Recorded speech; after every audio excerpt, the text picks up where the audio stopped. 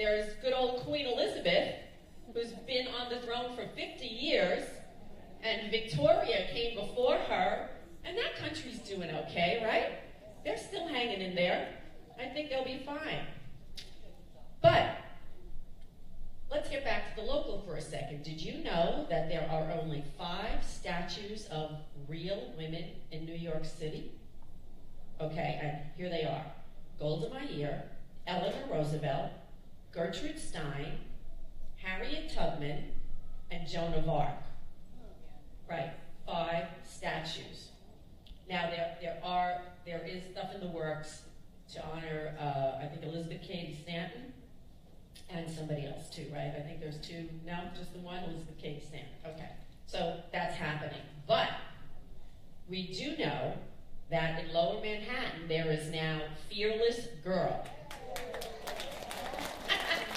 That's the statue of the young girl that's taking on the 7,000-pound bronze Wall Street bull, right? So what does she stand for? A symbol of women's empowerment and leadership. Now, I'm not sure what she's made of, but somewhere in there, there's a lot of brass. And maybe that's a bit of inspiration for all of us.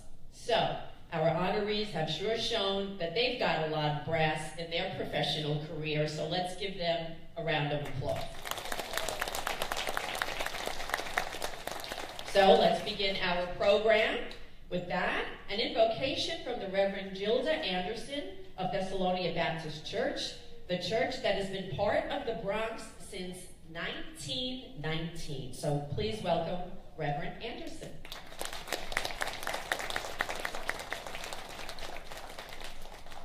Praise God. Would you please stand for the invocation? Father God, we come in the almighty name of Jesus. Hallelujah, giving you all the glory, honor, and praise for this assembly, oh God. Lord God, in all that we do, we thank you for every good and perfect gift that comes from above, the Father of lights, knowing, Lord God, that you intended for us to be well and to prosper. Lord God, as we join in fellowship with each other, we welcome you to the table. We invite you to come in and abide among us, that spirit of love and fellowship continue to flourish in this room. Continue to bless our borough president, oh God, and all that he puts his hands to. Bless us all as we come together in love. We thank you for this opportunity as we continue to give you all the praise, glory, and honor. And every worshiper and believer said, amen. Okay, if you'll remain standing, because we have vocalist Anna Okino of Manhattan College, who will sing the Star Spangled Banner. Anna?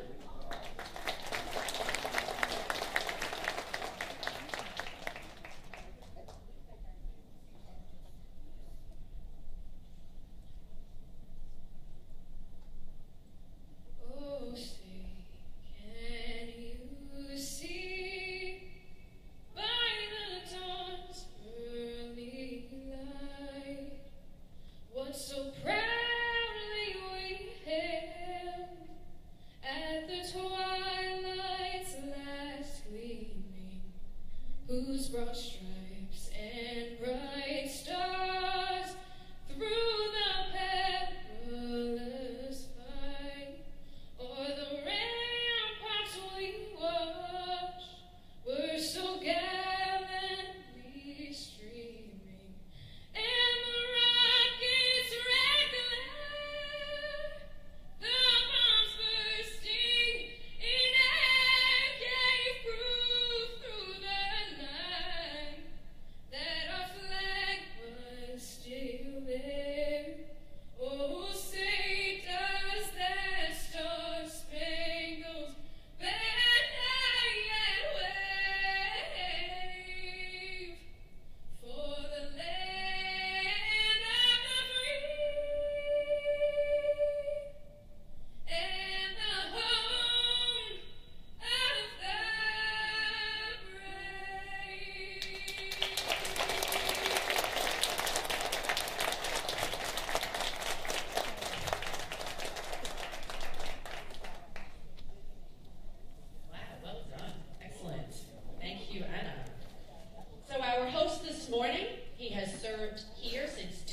2009 and is the 19th president of Manhattan College. Prior to his tenure here, he was the dean of Fordham College at Rose Hill. He's a scholar in literature and poetry, and I am pleased to introduce Dr. Brennan O'Donnell to welcome all of you.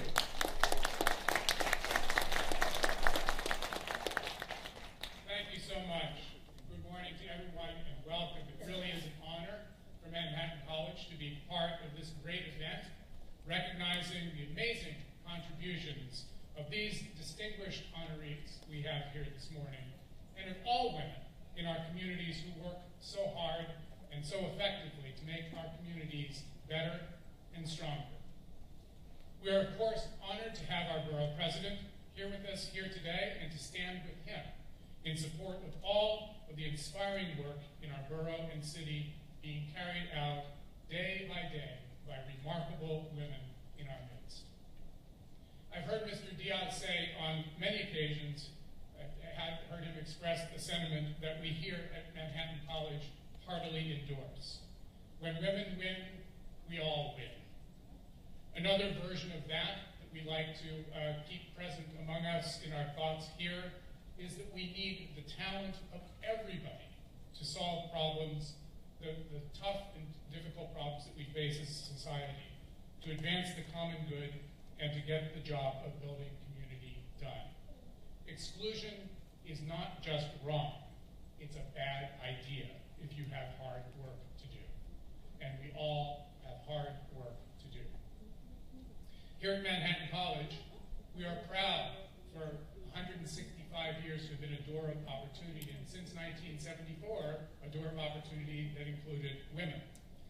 For students from across the spectrum of our society, our diversity is our strength, and today we stand with you in being particularly proud of our role in inspiring young women to dream big dreams and to strive for accomplishment. Let me introduce you to a few of these students. This is a video that was prepared as part of our efforts to promote awareness of engineering and technical education and careers for women. I hope you enjoy it.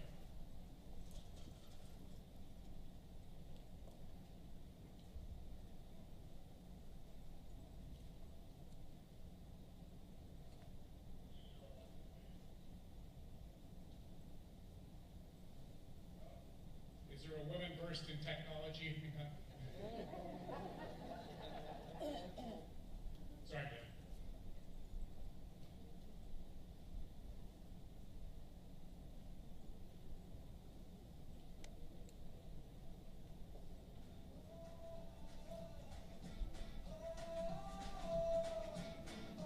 I'm an environmental engineer. What are you? I'm a dancer, and I also know how to solve a complete material balance on a reactor. I'm an electrical engineer, and I want to redefine the word nerd. I want to prove gender does not define intelligence. I put the concrete in concrete jungle. I love music, dancing, and sunsets. Oh, and I interned at a construction company this past summer. I look like an engineer. I look like an engineer. I'm the junior president of Engineers Without Borders, and I make a difference in the lives of others. I didn't have any brothers when I was younger, so I helped my dad fix everything. I will create the never before seen. I'm a girl and I can code. I was an engineer at the Department of Health and Mental Hygiene as well as the Department of Design and Construction, and yes, I'm a freshman. I'm a D1 athlete, and when I was little, I built my sister a wheelchair out of paper toys. As a kid, I liked Legos more than Barbies. I look like an engineer. I look like an engineer. I want engineering to promote one planet, not one gender. I chose engineering because of my passion for mathematics and technology. I served in the U.S. Coast Guard. I'm a computer engineer and I want to see more women in tech. I'm a chemical engineer and I'm going into cosmetics, but my idol is Batman, not Kylie Jenner. I want to make a positive change by improving human health. I'm a sorority sister, I'm an RA, and I'm helping build a new New York bridge. I worked in Class 7 and 8 controlled environments for my summer internship. I'm an electrical engineer because my education empowers me and I want to empower women. I look like an engineer. I look like an engineer. I'm an environmental engineer, and I conduct research to solve real-world problems. I like watching romantic movies. I enjoy girls' night. I like pretty dresses. And, oh yeah, I can do Don't judge a book by its cover. I'm a civil engineer, and I handle your human waste. I studied in France. I did research with zebrafish, and I worked for medicine. I enjoy the challenge and like to step out of my comfort zone. I'm first generation and the first college graduate in my family. I want to help improve infrastructure globally. I work for the U.S. Army Corps of Engineers. I build the future, and I'm an engineer because the potential is limitless. I'm a leader, and I want to inspire women everywhere.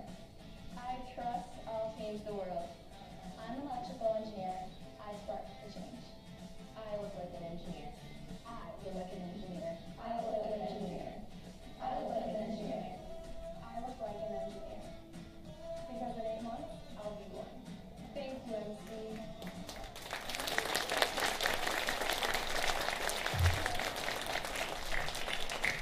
Whenever I show that, I tell the groups, I dare you to not have a smile at the end of that. And just let me say, we could have produced a similar film with women proudly saying, I look like a lawyer. I look like a biochemical researcher or a historian. I look like a writer, a teacher, a mathematician, an aspiring politician, a financial wizard, and soon-to-be CEO, a peacemaker, a builder, and a part of the solution.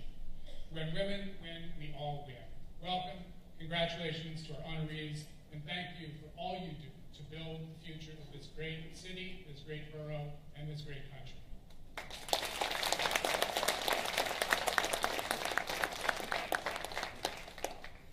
Wow, that was impressive, right? And don't we all aspire to be a little more than we are now? And these young women here, engineers, who would think, right? Who would think that a young lady wants to be and do something like that? We were just talking about that.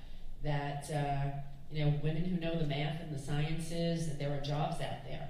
And for them to go out and get it is great. A whole new generation of people doing something new and different.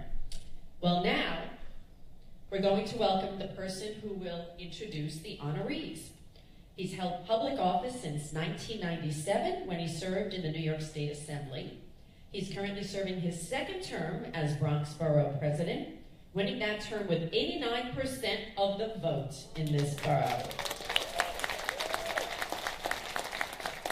He's reinventing the Bronx by leaps and bounds with economic opportunities, housing, education, and with great enthusiasm and energy. I'll tell you, I see him running around all the time. I don't know how he does it. I don't know how he does it. He's juggling 20 balls in the air. More business is coming to the Bronx, more jobs, and unemployment has been cut nearly in half. There's been more than $9 billion of new development of all kinds since he took office. So the Bronx is booming, and he's played a great role. So please welcome Bronx Borough President Ruben Diaz Jr.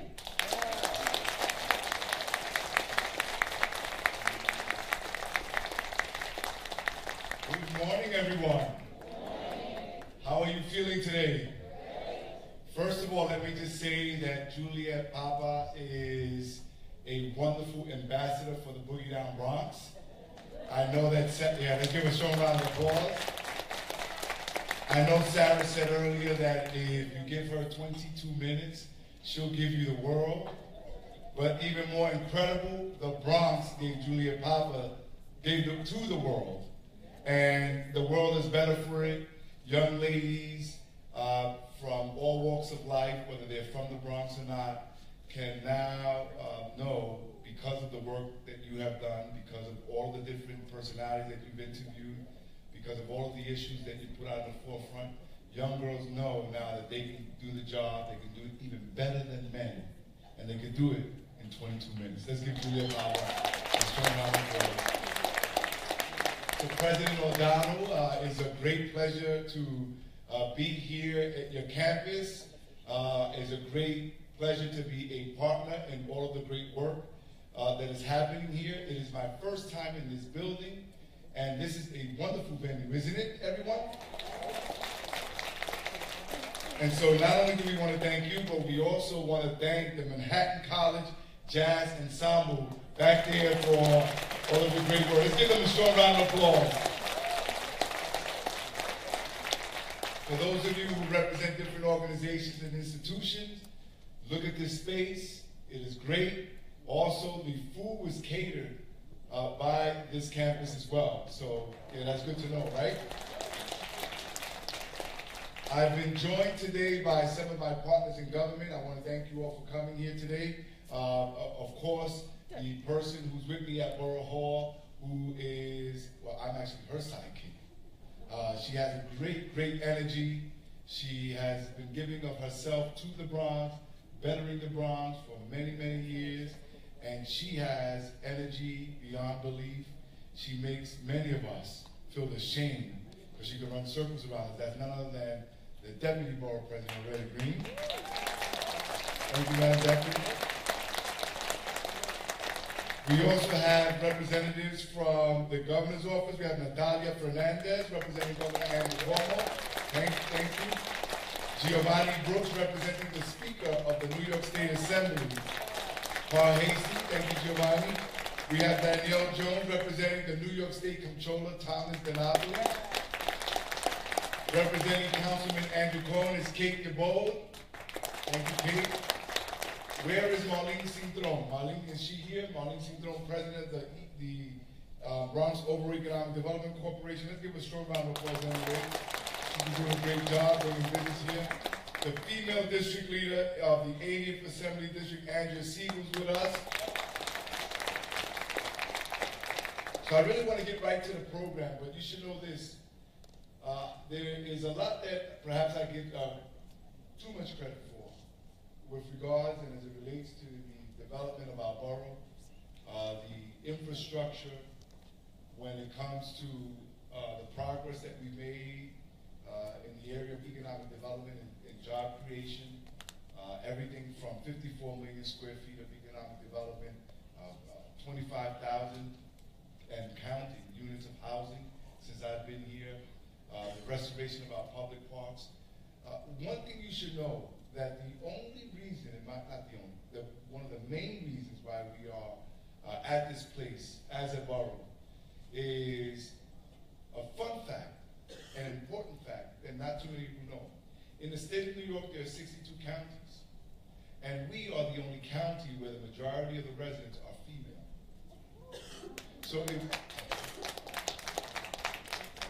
So Bertha, when it comes to going from where we were to where we at, that could not have happened without nurturing. On a personal note, I remember on the block you had Miss Sylvia on the first floor. You had Doña Clara on the top floor of 1163 St. Lawrence. Sylvia was on the first floor of 1150. You had so many different women who played the titi and the maternal role of raising the entire neighborhood. Certainly you had Mom, who could not be here today. Many of you know my mom. She's always with us at different events. You had individuals like my wife, who took a young 16-year-old and made a man out of him. And she's that, yeah. She was my girlfriend when we were 16. 27 years later, no one can deny, no one can doubt that I would not be where I am today and the person and the man that I am today without having that strong backbone in Hilda. Certainly at Borough Hall and the Bronx Overall Economic Development Corporation, I am surrounded, and I have no fear, no trepidation. There's not a chip on my shoulder by strong, intelligent, powerful women. From the Deputy Borough President, my whole team over there, all the women in my staff, please stand up. From Sarah to Monica, everybody, stand up. And I know I'm the borough president with the one with the title, but they tell me what to do. And that's okay. And there's so many of you here that day in and day out, you play your role in making the Bronx better. We are building a better Bronx. For so many who live here, we are working on that strong narrative. And when folks ask, well, what is the secret? The secret is you've got to pay attention to women. The secret is that you have to afford women the opportunity to go out there, make decisions, execute, and everything will be okay. And I'm so happy, President O'Donnell, that in that montage, that video, that you highlighted those women in this campus who are going to go out there and change the planet. In fact, we could use some of them. With all the development that's happening here in the Bronx, we could use them very soon. So thank you for highlighting them. Thank you all for being here today. With that said, I'm going to get right to it, ladies and gentlemen. As it was stated earlier, there are so many women who get the recognition. But I'm here today to recognize 4 women, one who could not be with us here today because she's still up in Albany where they negotiate the budget. But 3 of them are with us here today. And you will find and you will see, and if you do your research and if you know them, that these women have very different characters and personalities. All in a maternal way. All in their special way they nurture. So for instance, our first honoree is one who reminds me of the titi or the abuelita who will give you a straight up cocotazo. Cocotazo is that, for those of you who don't understand, that little knuckle on the top of your head, the one who'll shake you up and tell you, what are you doing? But the one thing that all 3 of them have in common, or all 4 of them have in common, is that they understood that while it's cute when we read these nursery rhymes and these fairy tales about the damsel in distress hoping to be able to fit her shoe in a glass slipper, that they say, forget about the glass slipper, we want to shatter the glass ceiling.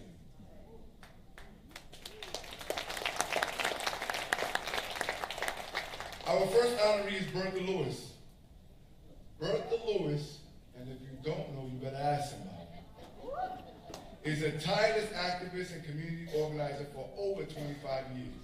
She's the founder and president of the Black Institute, a non-for-profit action tank, a think tank that takes action, founded in 2010 with the aim of addressing the persistent issue faced by people of color, both within the United States and throughout the African diaspora.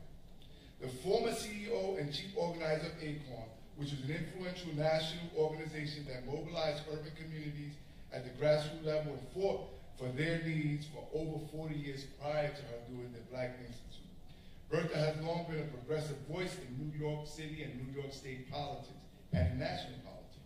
In 2014 and in 2015, Bertha Lewis was named in the city and state's annual list of top 100 influential and powerful political leaders in the city of New York and the New York State Observer's Political Power 80 list. She was featured in Essence magazine in 2011 and the list with the 28 most influential Black women, and was named by Crain's New York as one of the 100 most influential women in New York. Named as one of the most influential in politics by New York Magazine. You're starting to get the picture here. By leading the Black Institute, Bertha Lewis has continued to fight against economic and social inequality. She fights for environmental protection and for better schools in America's cities. In the struggle for progressive justice in America, Bertha Lewis stands as a strong, effective, and outspoken leader. Ladies and gentlemen, I can go on and on and on about Bertha Lewis, but you should know a couple of things here. When you see all of this development, when you know that in the city of New York we live in the center of the universe with so much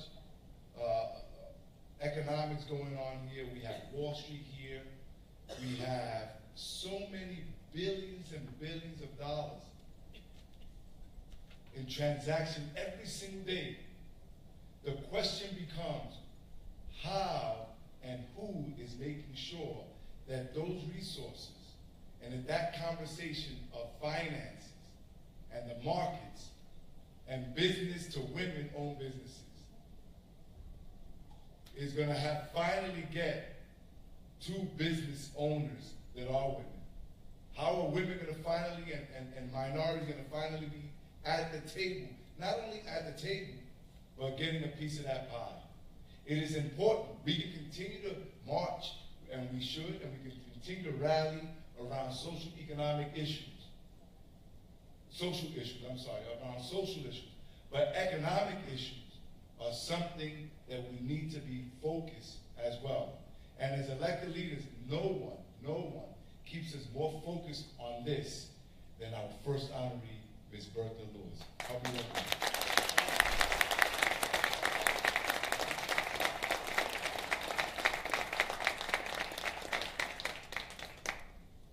Isn't he great? I sent him that check and he said, you will be an honoree. No, that was a joke. I don't want to see that in the papers tomorrow. How y'all doing? Thank you so much. Thank you so much for honoring me. I mean, usually I don't get invited to the nice places because they think I'm going to like cause a disturbance or something. I don't know why. But the first disturbance, like, hey, Brennan, how you doing? Here's what I want to tell you. I know this is called Manhattan College, okay? But we ain't in Manhattan. We're in the Bronx. So this is Bronxhattan College, at least for today. All right, Brennan? Okay, good. But I do want to bring greetings from the People's Republic of Brooklyn. But before I was in the People's Republic, guess who and where I was? In the boogie down Bronx. I'm a Bronx girl.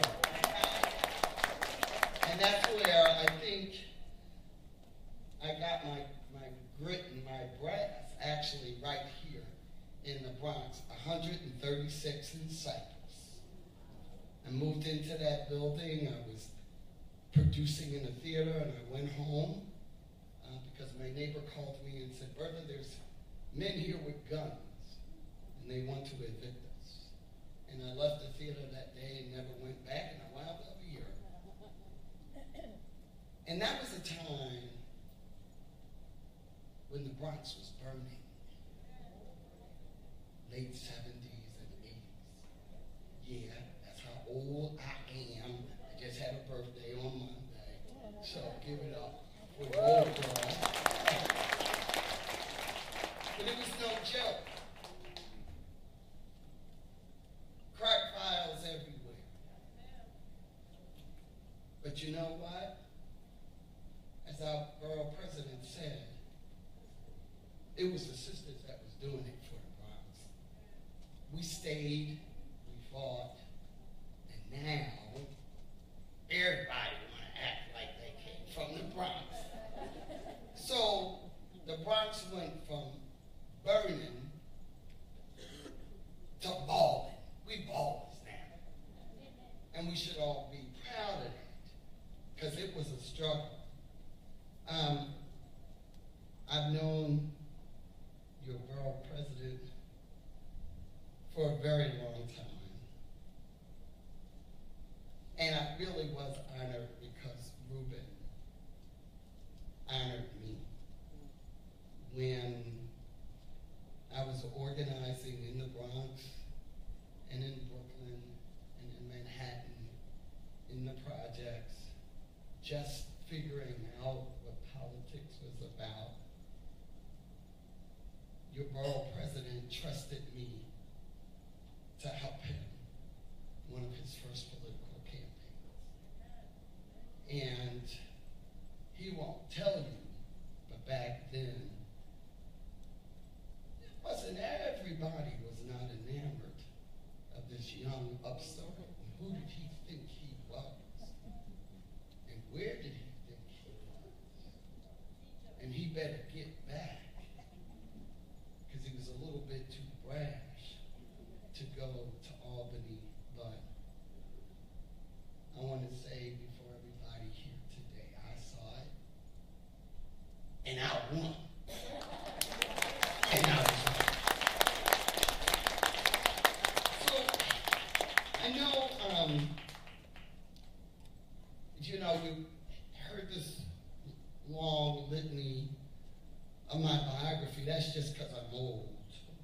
hang around for a while, you know, the stuff just adds up. Ain't because you did anything. But if there's any legacy that I would like to be known by, is I'm an organizer. That's it. I'm an organizer. And here's the tip. You don't have to have the majority. You don't have to organize 50% plus one. All you need to organize is 10% of the world. Remember that when they try to come at you and say, you don't have enough. We at the Black Institute take a head, heart, and feet strategy. The head is knowledge, research, polling, data, because you need to have a firm foundation, but you gotta bring it down to the heart, like Malcolm said, make it plain.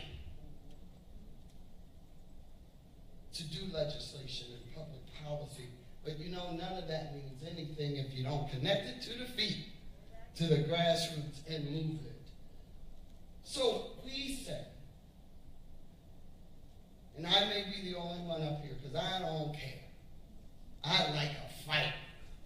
And I'll fight you in a day or a week. Fight you. And he mentioned the fearless girl. Today, I want everyone to go online. There's a petition circulating to keep the fearless girl permanently at Bowling Green. And I want everyone in the room here to support that permanently. And I like it that she's a young girl, because they should be scared. They might not be scared of me because I'm grown and sometimes my knee hurt and I might not be able to march, but they should fear the girl. So, again, I'm really honored. Thank you for recognizing an old organizer. And all I can say to you is let's all go out. And if you can't get arrested like me and my fellow honoree have done, then get out and somehow do what you do, whether it is licking stands or doing mail or just supporting and cooking a meal for those young people and the old folks who are in the street. You do whatever you can do to bring the noise and bring the ruckus.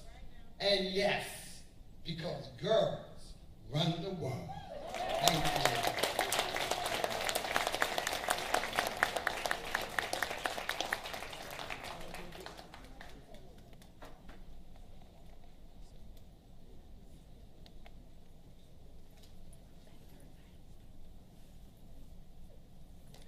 Let's give it up for Bertha Lewis.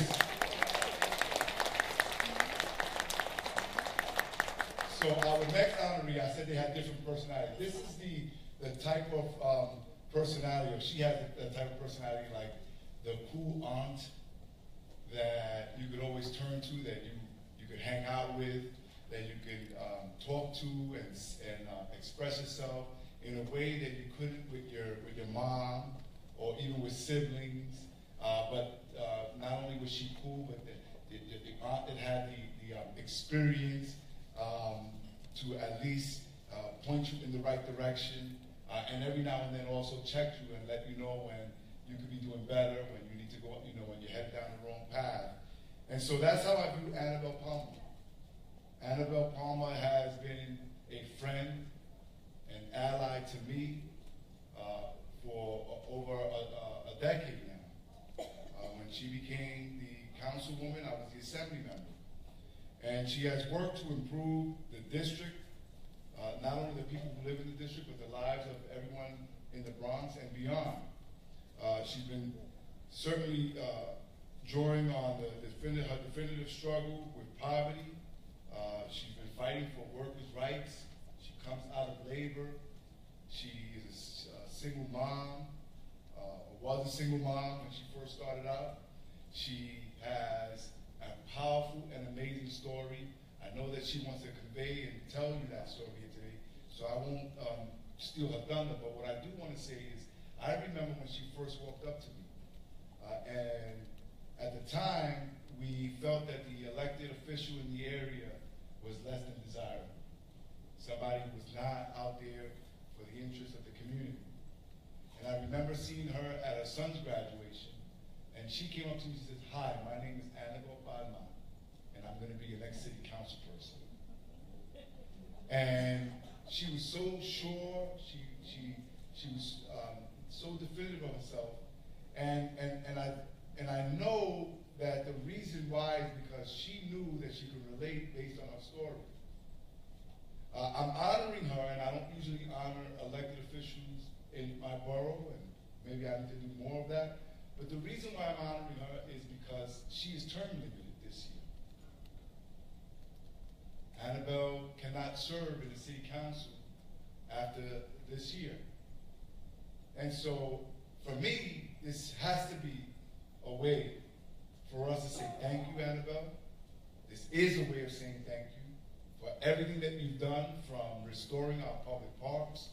When you look at that Soundview section of the Bronx, and you look at Parque de los Niños, and you look at Soundview Park, and you look at Noble Park or by Noble Mansion, and you look at the community centers in our New York City public housing authorities, and you look at the amount of computers that the children have in their schools, and you look at Pugsley Creek, and you look at the new YMCA. I mean, this is real. This is not some, when we say women are helping change the world and life, these are real women who are effectuating change in real people's lives, and Annabelle has done that in that part of the Bronx. And I don't know what her future plans are. I'm hoping that she sticks around a little longer in some capacity. She has a lot to offer. She is a woman, and we need more women in elective office. She is somebody so it's not enough to just be a woman. It's not just enough to be from the Bronx. You have to have a good heart. You have to have real priorities to help people in our communities, because we all know that with all of the things that we've been able to talk about, all of the progress, life is not perfect in our world. There's still so much more to do. And then it's just icing on the cake when she's a personal friend. It's icing on the cake when we can hang out together with our spouses. It's just icing on the cake when she can make me laugh. Ladies and gentlemen, our second honorary councilwoman, Annabelle Badman.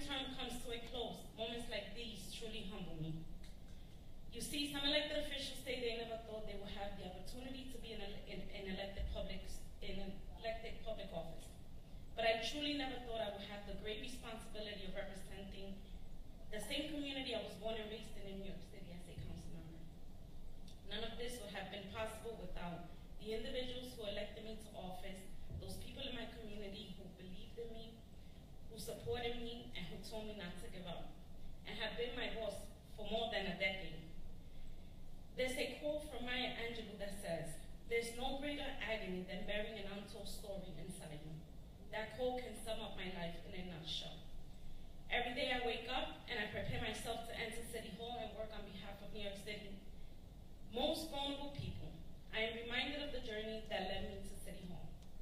A journey that God has allowed me to turn into a positive story for me to share with others. With people like you in the room. With people like Ruben, who didn't know who I was before I ran for office. With people like Bertha Lewis, who said, I'll be by your side, regardless of what my story was. Before becoming an elected official, I believe my story disqualified me from being in public office. But my old friend, Patrick Gaspard, told me, it is exactly why you should be an elected official. You have never given up, even when you were counted on. You see, I have never fallen in line, nor will I ever fall in line for those who tell me I can't or that I should stand down. I have never simply listened to the powers that be. I instead listen to the powers in me. I have overcome too many obstacles to turn back now. When I gave birth to my son as a teen mother, my father, who hadn't raised me, visited me in the hospital. The only words that came out of his mouth were, that is it, you're done, you will never amount to anything. I decided from that moment to fight my hardest to make someone out of myself and my son and make sure he got through college. My father is now the most proud when he states that his daughter is elected to the New York City Council. My son's father didn't want me to work and thought that he had the right to beat me down in the streets of the South Bronx as people passed by and did nothing to stop him. With much courage, I left him, kept my job, and enrolled at Monroe College and got a degree. My mother contracted HIV from my stepfather, who unfortunately turned to drugs while my mom worked a full-time job. At City Hall, for years, I have been one of the few voices fighting for the harm reduction exchange program while funding programs that promote safe sex because no mother should lose her life to HIV/AIDS and no child should be left without a parent. I lost my little brother to gun violence. Every year I fight harder to ensure we fund crucial programs that keep guns off of our streets and our communities safe. I've always advocated to make sure teenagers have a place to call home after school, while many parents are forced to work late into evening hours in order to keep a roof over their heads. I know that struggle because I was once homeless with my son, Jonathan, due to the hours being cut at the nursing home that I worked in. Thankfully, after a few months, the hours were restored. I was able to rent an apartment again, and I became the union delegate at the nursing home. I fought on behalf of my union brothers and sisters to make sure they didn't go through what I went through, that we were being paid a living wage, and to make sure the contracts that were honored so that hours weren't cut again. I just couldn't give up, and I couldn't abandon anyone else. I could keep telling you my story, but I believe you all will have eventually a chance to read it one day if I decide to publish it. My point in sharing portions of my story today is not to let yourself become a victim of your circumstances. I refuse to be a victim. I prefer to tell my story in order to fight and advocate for rights of others. And in that journey of serving others, I found my footing and my voice. I will continue to dedicate my life to public service, and I look forward to the many great blessings that God has lined up for me, while at the same time knowing that great blessings come with great responsibility. I thank you so much.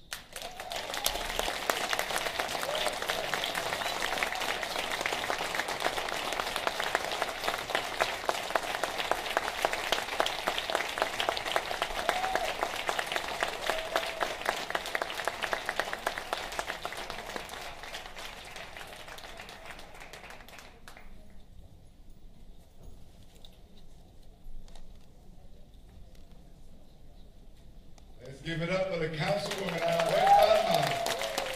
I told you her story was a compelling one. So our last and not least honoree is, you ever had that maternal figure in your life who is not going to yell at you or give you botazos, who perhaps you don't feel too comfortable with to have a beer or have laughter with, right? And get some advice about sensitive topics that you don't want to share with anyone. But the person who is going to sit you down, maybe fix you something to eat, speak to you softly and gently, and in a Socratic method, through soft questioning, will make you reach an agreement that could be life-altering. that could be transformative.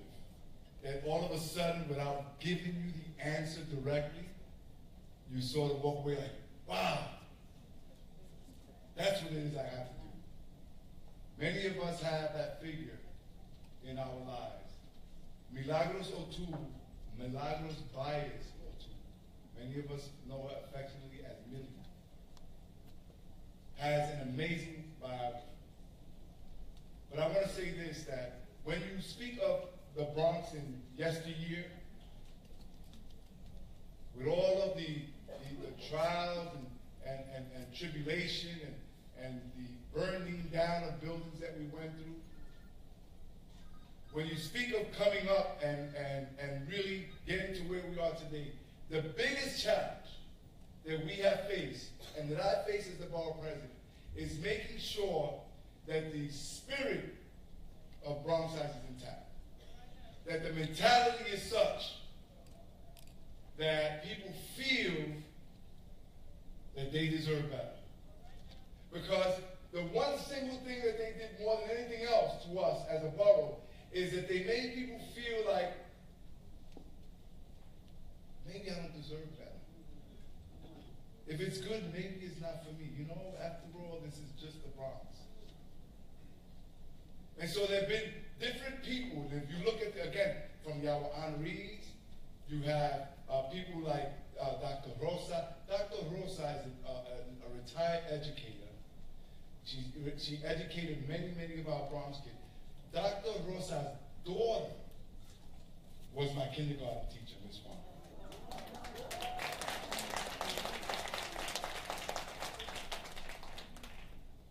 So everybody has had their job and has been doing their job. Millie O'Toole was born in San Germán, Puerto Rico, and came to New York City with her mother, Elena, in 19... Active in civic affairs since the mid-1960s. Her career in public service spanned over 30-40 years. Currently, she serves as a board chair of Acacia Network. The Acacia Network is the largest Puerto Rican/Latino non-for-profit in the entire country, and they're based right here in the Boogie Down Bronx.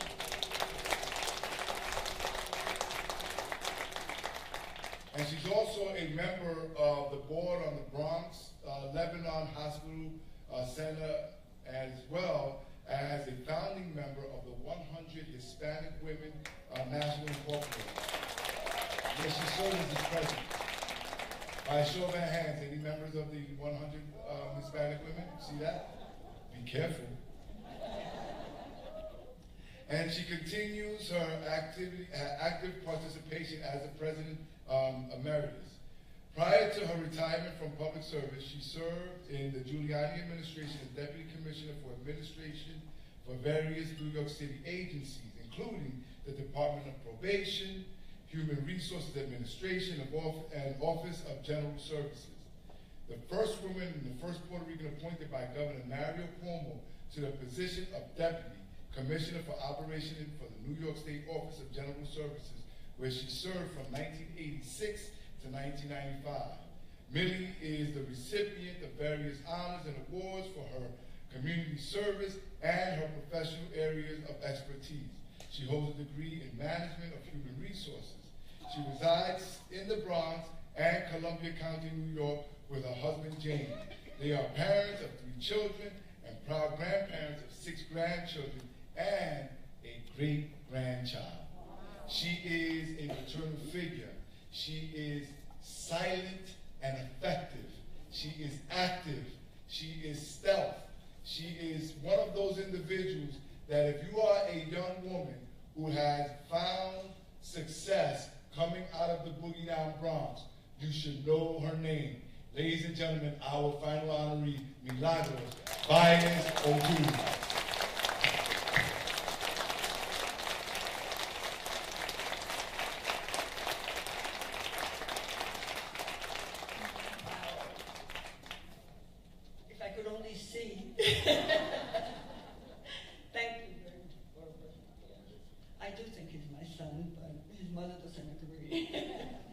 Thank you, good friends at the tables here. The Honorable Hector Diaz, my colleague, ladies and gentlemen. Borough President Diaz, this is quite an honor. Deeply admire you for your commitment to the community and your family. So this is very special for me. Distinguished fellow honorees, a great honor to be at the podium with you wonderful, wonderful women. This is very moving. Ladies and gentlemen, pleasure to be celebrating with you International Women's History Month. Recognizing the profound contributions recognizing the profound contributions that women have made to the world and to our communities throughout history. Don't get old. And celebrating the women that contribute, that continue to contribute to make important contributions, such as the fellow honorees here. Very, very important to honor the women that are very active in the communities, and I congratulate Borough President Diaz for having this event. It is humbling to recognize the profound contributions of the women that opened the door for us, and the contributions and influence of family, friends, and colleagues with whom we collaborate to open doors, provide opportunities, and quality services in our communities. For me, colleagues such as the leadership of Acacia Network, the Bronx Lebanon Hospital Center, the 100 Hispanic Women National, and other community partners. Honored by the presence of the Honorable Hector Diaz, President of Acacia Network, at that wonderful table there. Thank you. There have been many, many outstanding individuals who profoundly influenced my career and community involvement over the many years. I love being involved with the community. I love my community work. I just wish that I could stop the aging process. I would like to thank my deeply admired friends and colleagues with whom I collaborate at those 3 tables over there. We do heavy-duty things, don't we, ladies?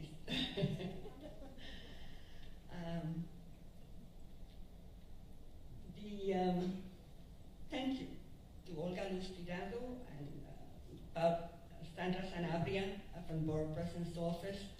I promise you, ladies, I will not call you or email you for the next week. And so, Borough President Diaz, thank you so much for this honor. Ladies and gentlemen, it's a pleasure to be here with you, and very honored to be here with the ladies that were honored today. Thank you.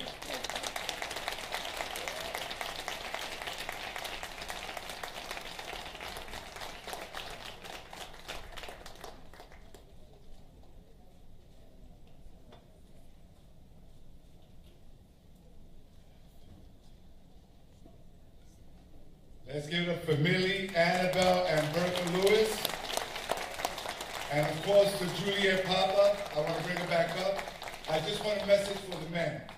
Whether you're here in this room, and today we are the minority in this room, or whether you're going to listen to this via social media, you know, it is time that men start to recognize and appreciate the value of women. It is time that we accept that things can be better if we let the women just lead the way. Men are intimidated by it. Do not be. Let's work with them as partners. We see at many different levels of government that there's still so much work that needs to be done. There's still an assault on women's rights. There's still pay inequity, where a woman only gets paid 60-something cents to the dollar that a man gets paid when they're doing the same job.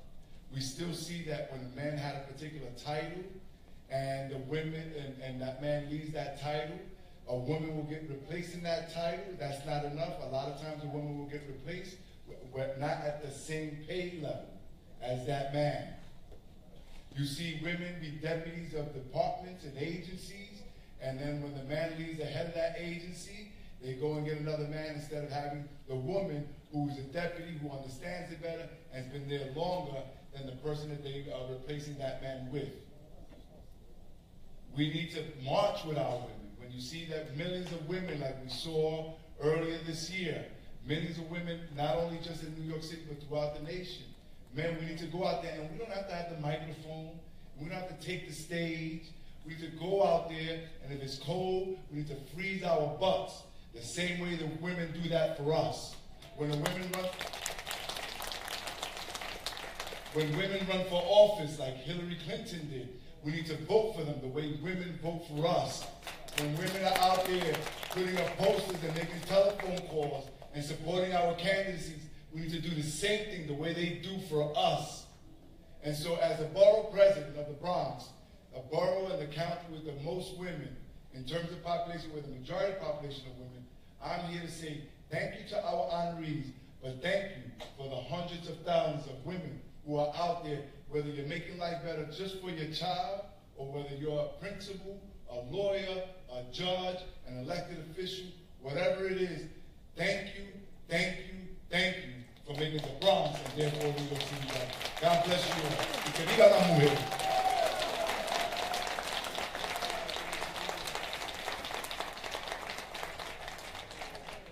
Well, ladies and gentlemen, thank you all for